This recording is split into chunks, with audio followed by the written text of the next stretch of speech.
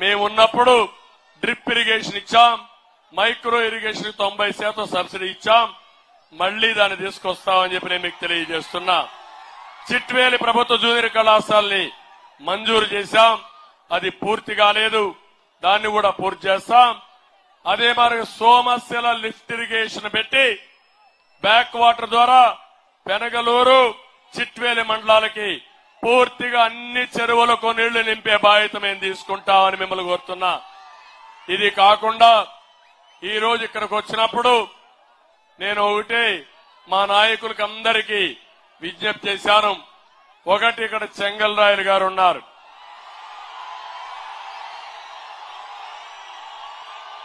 ఒక సీనియర్ నాయకుడు 2019లో రాజంపేటలో పోటీ చేసిన అభ్యర్థి కొన్ని కారణాల వల్ల ఈ రోజు అక్కడ పాలకొండరాయుడు కుమారుడు బాలసుబ్రహ్మణ్యానికి ఇచ్చాం. ఆయన్ని ఎంపీగానే పెట్టాలనుకున్నాం. ఎప్పుడైతే కిరణ్ కుమార్ రెడ్డి గారు వచ్చారో అడ్జస్ట్మెంట్స్ లో ఆయనకు అక్కడ ఇవ్వాల్సి వచ్చింది. నేను ఒకటి ఆయనకు హామీ ఇస్తున్నా, గట్టిగా పనిచేయండి, పనిచేసి గెలిపించండి. మీ నాయకత్వాన్ని ఎప్పుడు గౌరవిస్తాం. తప్పకుండా రాబోయే రోజుల్లో ఇక్కడే చెప్తున్నా, ఆయనకు సముచితమైన న్యాయం చేసే బాధ్యత మాదని మీ అందరికీ హామీ ఇస్తున్నా. అదే మాదిరిగా ఇక్కడ కాన్స్టిట్యున్సీ ఇన్ఛార్జ్ గా రూపానందరెడ్డి గారు ఉన్నారు. ఆయనకు కూడా చెప్తున్నా, ఈ నియోజకవర్గంలో మీరు చెంగల్రాయలు విశ్వనాథం గారు మీరందరూ కలిసి ఎట్టి పరిస్థితుల్లో కూడా అఖండ మెజారిటీతో జనసేన అభ్యర్థిని బీజేపీ అభ్యర్థిని గెలిపించమని మిమ్మల్ని కోరుతున్నా.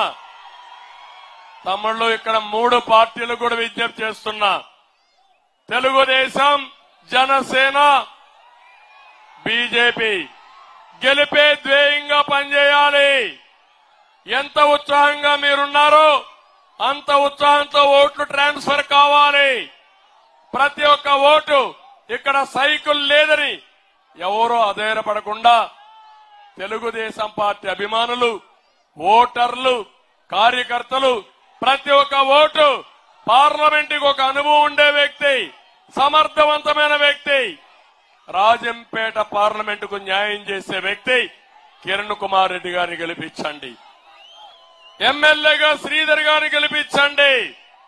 ఇప్పుడే మా తమ్ముళ్లు పెట్టారు బోర్డు ఒకటి, కోడూరు రైల్వే కోడూరుని తిరుపతి జిల్లాలో చేర్చమని కూడా పెట్టారు.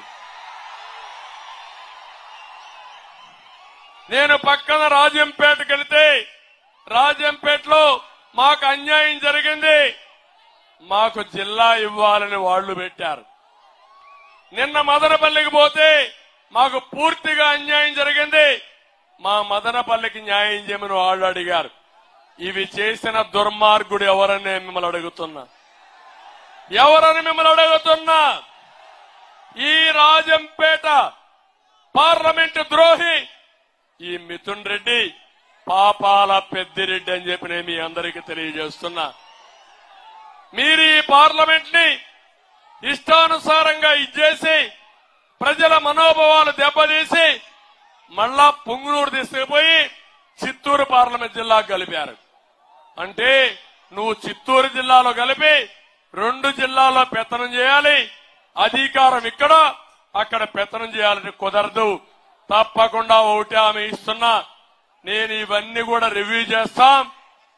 కోడూరుకి న్యాయం చేస్తాం, రాజంపేటకు న్యాయం చేస్తాం, రాయచోటికి న్యాయం చేస్తాం, మదనపల్లికి కూడా న్యాయం చేసే విధానానికి శ్రీకారం చుడతాం.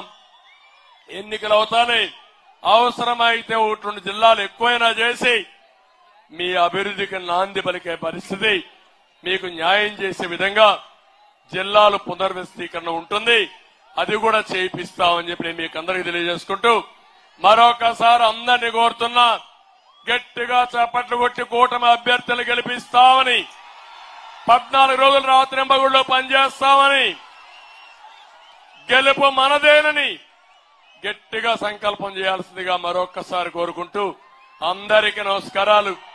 జై హింద్, జై తెలుగుదేశం, జై జనసేన, జై బీజేపీ.